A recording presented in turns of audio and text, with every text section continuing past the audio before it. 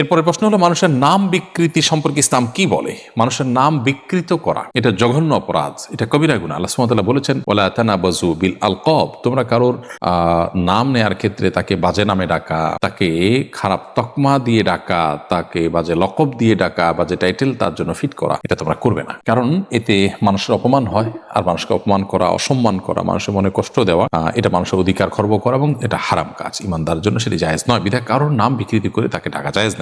রসিকতা করে আজকাল নামকে সংক্ষিপ্ত করা বা কিছুটা একটু ভিন্নভাবে বলার প্রচলন আমাদের সমাজে আছে। সেটা যদি যাকে বলা হচ্ছে তিনিও হাসি খুশির ছলে নেন এবং অন্যদের কাছেও তিনি হেয় না হন, তাহলে সেক্ষেত্রে এটা জায়েজ আছে। বাকি এর বাইরে নামকে সম্পূর্ণ বিকৃত করা, উল্টা করে বলা, ডাকা, ব্যঙ্গ করে ডাকা কাউকে, এটা জায়েজ নাই। বিদ্রুপাত্মক ভাবে এরকম করা জায়েজ নাই। আল্লাহ সুবহানাহু ওয়া তাআলা আমাদেরকে নিষেধ করেছেন কারোর প্রতি বিদ্রুপ করতে। আল্লাহ সুবহানাহু ওয়া তাআলা বলেছেন, ইয়া আইয়ুহাল্লাযীনা আমানু লা ইয়াসখার কওমুম মিন কওমিন আসা আন ইয়াকুনু খায়রাম মিনহুম ওয়ালা নিসাউম মিন নিসাইন আসা আন ইয়াকুননা খায়রাম মিনহুন। কোন পুরুষরা অন্য পুরুষদেরকে নিয়ে, কোন নারীরা অন্য নারীদেরকে নিয়ে যেন বিদ্রুপ ব্যঙ্গ না করে। যাকে নিয়ে বিদ্রুপ ব্যঙ্গ করা হচ্ছে, হতে পারে সে তোমার চাইতে ভালো। এই জন্য একজন মুসলিম এ ব্যাপারে সতর্ক এবং সজাগ থাকবে।